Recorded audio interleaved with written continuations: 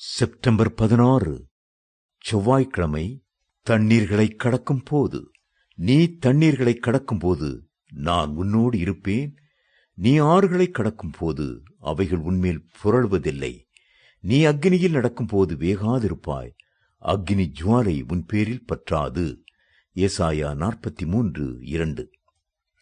மோசேயும் இஸ்ரவேல் ஜனங்களும் சிவந்த சமுத்திரத்தின் கரையிலே நின்றார்கள். முன்னால் இருந்த அந்த சமுத்திரத்தின் தண்ணீரை கடப்பது எப்படி என்பது ஏறக்குறைய 20 லட்சம் பேராயிருந்த இஸ்ரவேலருக்கு ஒரு பெரிய பிரச்சனையாக இருந்தது. சமுத்திரத்தின் அலைகள் சீறிக்கொண்டு கரையை நோக்கி அடுக்கடுக்காய் வந்திருக்கும். ஆனால் கர்த்தரோ மோசேயின் கோல் மூலமாக அந்த பெரிய சமுத்திரத்தை இரண்டாக பிளந்து கொடுத்தார்.